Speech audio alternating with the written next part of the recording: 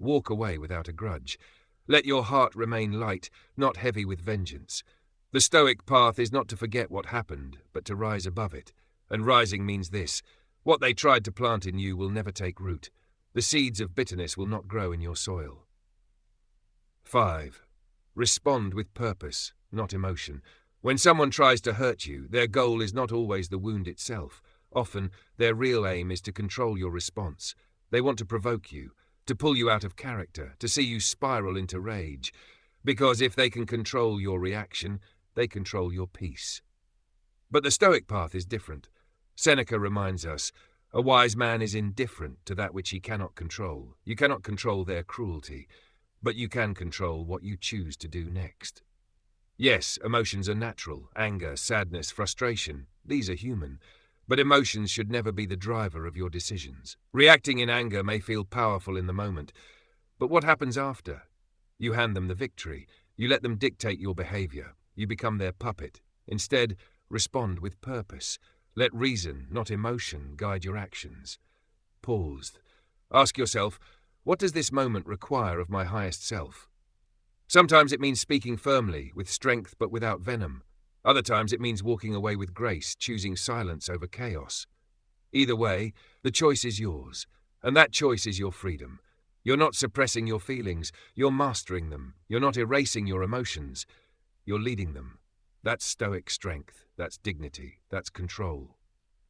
So remember, boundaries protect you, poison destroys you, and purpose guides you. These are the pillars of a Stoic response to pain. And yet, there's one more strategy that ties them all together, the final step that turns pain itself into a teacher. Let's uncover it next. And in that mastery, when you choose to lead your emotions instead of being led by them, you protect your energy, you safeguard your dignity, and you remind the world that you are not easily shaken by the chaos of others. 6. Let karma be the judge, not you. It's natural to crave justice. It's human to want those who harmed you to feel the weight of what they've done. Deep down, you may want them to pay, to experience the same pain they inflicted on you. But Stoicism whispers something wiser. Don't place yourself as judge, jury, and executioner. Why? Because your soul is too precious, too valuable to waste on revenge. Marcus Aurelius once said, "Time is a sort of river. All things are swept away." Think about that. Everything, every act, every word, every betrayal is eventually carried downstream. What they did to you, no matter how deliberate, will not be forgotten by life itself. Justice may not arrive today, it may not arrive in public, but life has its own way of balancing the scales. And karma? It has no deadline. You don't need to expose them. You don't need to plot against them. You don't need to spend sleepless nights imagining their downfall, because the truth is, their own actions will become their undoing. Sooner or later, the very energy they sent out will return to them. The Stoic does not sit back passively, pretending nothing matters. No. The Stoic simply refuses to spend their energy trying to balance the entire universe. Instead, they trust the natural order. They let the weight of another's wrongdoing rest where it belongs, on the shoulders of the one who committed it. And while life handles them, you rise. You grow. You focus not on revenge, but on recovery, development, and the mission that lies ahead of you. Because when you chase revenge, you are still chasing them. You are still tied to their chaos. But when you let go, you reclaim your power. You step out of their shadow. You return to yourself. Here's the paradox.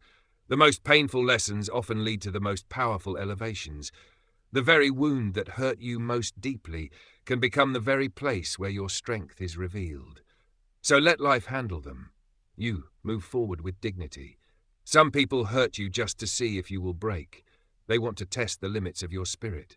But the greatest victory is not breaking at all. The Stoics remind us, strength isn't found in how loud you shout back. Strength is revealed in how calmly, how steadily you walk away. When someone intentionally wounds you, don't let their cruelty rewrite your heart. Protect your peace, guard your dignity. And remember, your stillness can echo louder than their noise. Your calm presence can reverberate more powerfully than their chatter. You don't owe closure to the people who handed you chaos. You don't owe explanations to those who only came to break your peace. What you owe is healing to yourself. What you owe is freedom to your spirit. So hold your head high, walk forward with grace, and never forget, what was meant to destroy you can be transformed into the very thing that makes you unshakable. If this video spoke to your soul, if it gave you even one insight to hold on to, please take a moment to like, share, and subscribe for more Stoic wisdom. Let's grow together in strength and clarity. Stay calm, stay wise, and never allow anyone, no matter who they are, no matter what they've done, to steal your inner power. Thank you for watching, and remember, keep moving forward. What do you do when the very people you trust turn into the ones who wound you? What happens when the smile on their face hides the knife in their hand? And how do you keep your strength when life tests you with betrayal, lies, and disrespect? These are not questions for someone else. These are the battles we all face. And in those moments, your response doesn't just decide how the story plays out, it defines who you are becoming. Life has a way of testing us, not through strangers on the street, but through those closest to us.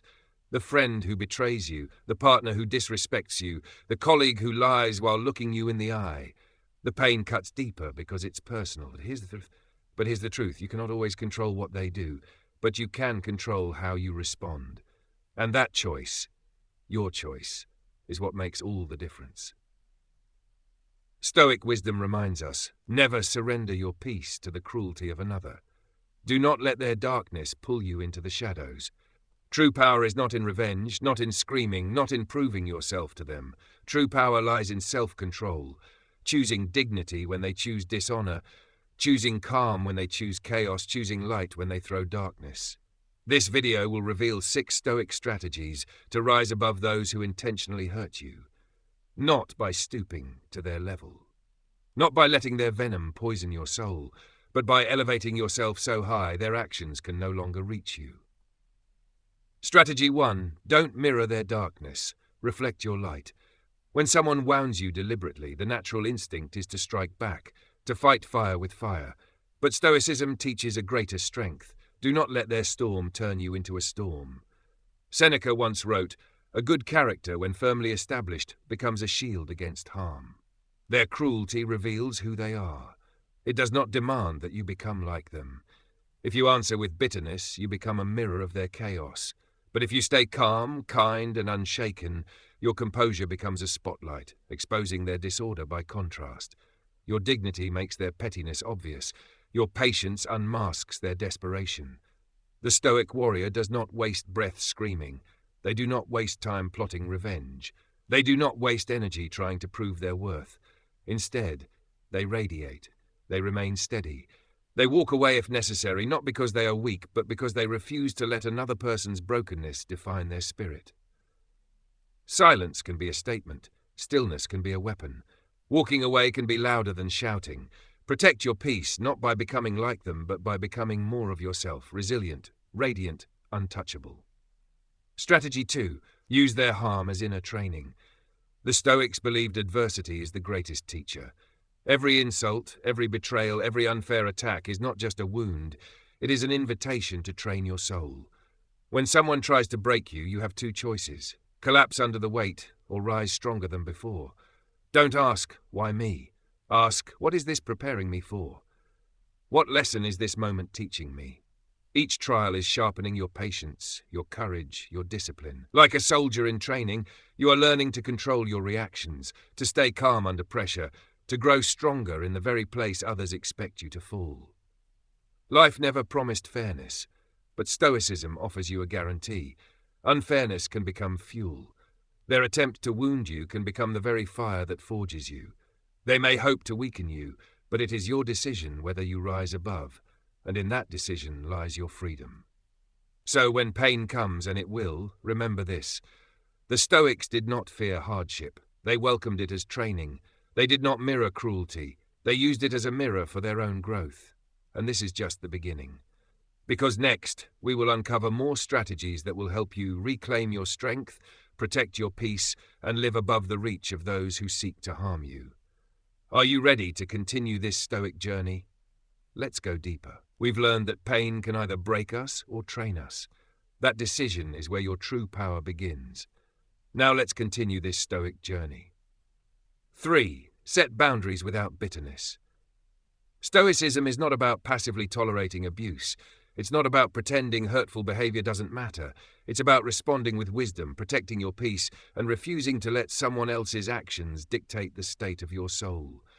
When someone intentionally harms you, you are not called to endure it endlessly.